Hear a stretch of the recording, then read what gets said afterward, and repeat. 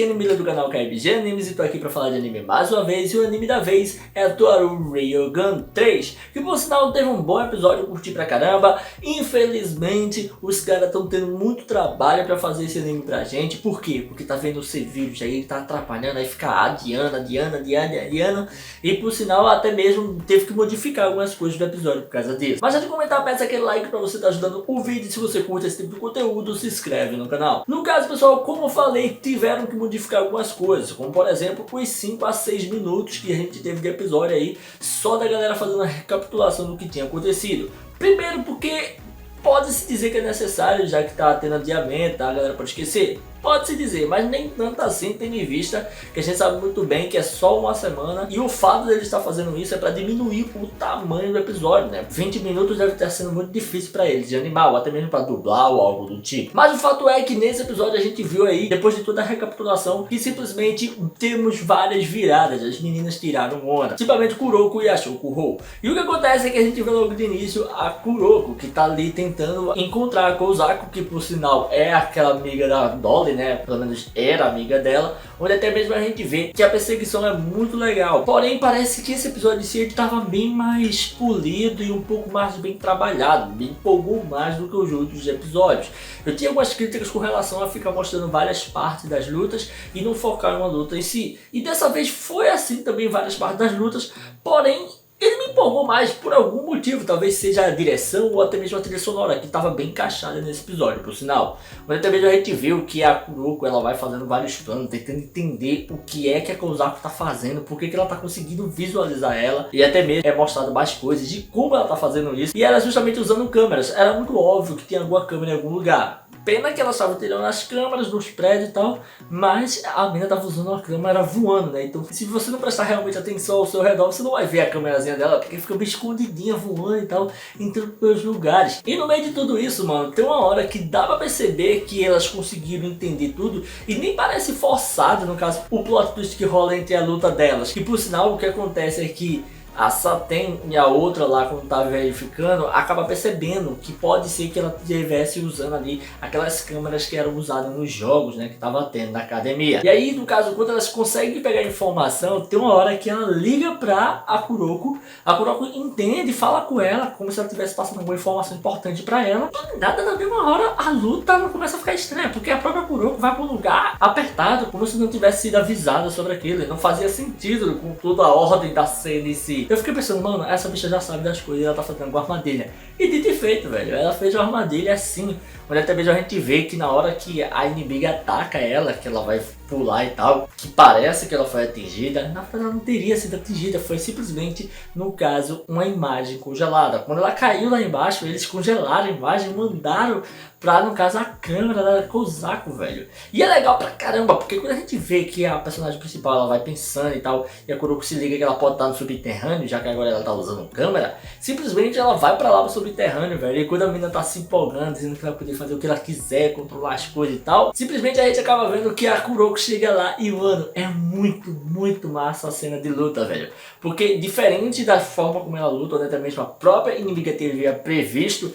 ela tava nem aí, meu filho, se deixou ser ferida. Foi massa pra caramba, velho. A faca entrou na mão dela, aí ela foi pra cima da menina, aí depois pulou, deu uma rasteira, a menina ia cair, deu um murro na cara dela, bicho, foi aquela lapada no nariz, na boca, sei lá quando é que foi sangue pra todo lado, e depois ainda deu uma voadora com as duas pernas, bicho. Foi muito massa, velho. Foi uma cena rápida que foi muito bem feita. Gostaria de poder botar aqui, mas quanto mais cenas em vídeos se animadas, eu colocar, a probabilidade de vir o strike é maior. Então vamos com calma, não vou colocar. Não dá, eu tenho muito medo disso. Mas enfim, foi uma cena muito bem feita, eu curti pra caramba. Talvez seja por isso que eu gostei, porque a forma como foi feito o plot twist e até mesmo as cenas foram animadas, me agradaram tanto que eu acabei gostando mais desse episódio. E aí, depois que ela conseguiu derrotar a inimiga, não teve mais informação. O cara tava louco pra ver o que a menina ia contar, qual era a informação que ela poderia receber ali.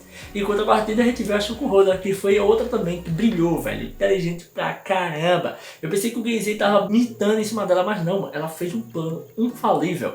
O que acontece é que tudo aquilo que rolou realmente aconteceu. Mas se vocês lembram que eu tava falando, mano, como é que essa menina tá tendo uma atitude tão burra? Por que ela tá sendo burra? Por que ela tá indo lutar com o Genzei? O Genzei é forte pra caramba, tá controlando o poder dela. Ela não vai ganhar. Eu reclamei disso nos episódios anteriores. E mais uma vez eu fui mostrado que eu tava certo. Ela realmente tava agindo como burra. Até o próprio Genzei fala isso. O que acontece é que vai ser feita a liberação para usar todo o poder ali, no caso na Misaka, né, que tá entrando em estado de loucura já, só tá soltando poder na doida, sem controle nenhum. A gente acaba vendo que do nada começa a se destruir o Exterior, que é no caso aquela máquina gigante com os cérebros clones da Shokugou. E aí quando eles começam a se destruir, eu buguei na hora, mano, como assim o cérebro se destruindo? Não era pra ele ativar e a menina ficar mais forte ainda? E aí é que começa a contar tudo o que aconteceu. O próprio Genzei começa a se ligar e começa a dizer que ela enrolou ele. E aí volta o tempo todinho e mostra que na verdade a Shokugou tinha apagado sua mente.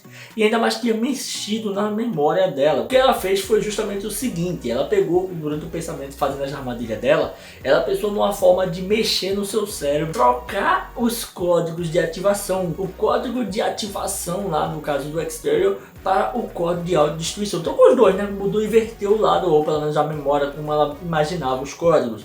E aí toda vez que ela pensava no código de ativação para controlar ali o mental out dela e até mesmo a máquina, ela pensava como se fosse realmente o código de ativar, mas na verdade de autodestruição. E logo após ela fazer isso, o que ela comandou a ela mesma? E se ela tá comandando para que ela apagasse isso da memória dela, para que ela apagasse a lembrança de que código era o certo.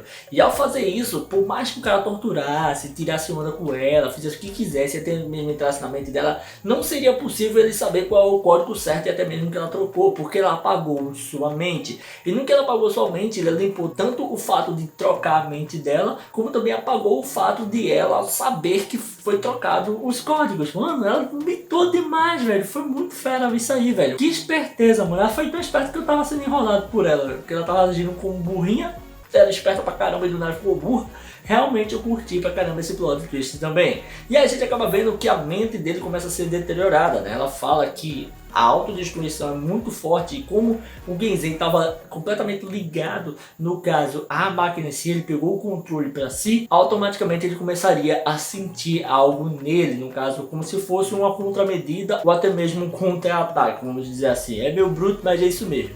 E o que acontece é que ele acaba passando mal e caindo ali. Não sei se ele morreu, provavelmente ele deve ter morrido, mas se não morreu, pelo menos a gente vai ter algumas informações daqui pra frente. Enquanto tava rolando tudo isso e as meninas tentando resolver as coisas, porque tinha que parar na fonte de poder, a gente vê que a Misaka tá lutando com os dois lá, o Saitama de cabelo e até mesmo o Toma, e durante todo esse momento de luta dela, mano, ela começa a soltar um poder avassalador, ela começa a ver até umas constelações, um negócio viajado, e mesmo que impeçam ela de, no caso, receber mais poder, o poder já tá tão alto que ela não consegue nem parar aquela ativação de magia ali. A gente até mesmo vê que mostra a Misaka dentro, recobrando a sua consciência, entendendo o que tá acontecendo e tentando sair, mas mesmo ela tentando sair, mostra que fica feito umas cosmos, uns negócios tentáculos prendendo ela. É como se fosse a mente dela sendo presa pela força que é demais que tá ali dentro do corpo dela.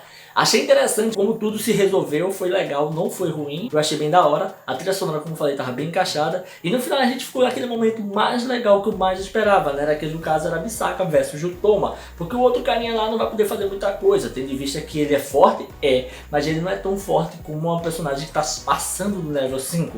O único que poderia fazer alguma coisa é realmente o Toma, que é o cara que seria aquele para eliminar qualquer coisa. O Imagine Breaker é o cara que destrói sonhos, que por sinal é o nome. Imagine Breaker é destruidor de sonhos, se eu não me engano em português, você traduz, né? Mas enfim, é isso aí, eu curti muito o episódio. Agora eu quero saber de vocês, o que vocês acharam do episódio, se vocês curtiram, não curtiram, acharam legal esses plot twists que teve, acharam forçado ou não forçado. Quero ter as opiniões aqui nos comentários. E é isso aí, galera, se você curtiu esse vídeo, dá aquele like, comenta, não deixe de se inscrever e ativar o sininho para estar recebendo notificações dos vídeos que eu postar aqui todo dia. Tranquilo? Valeu, galera. Fui!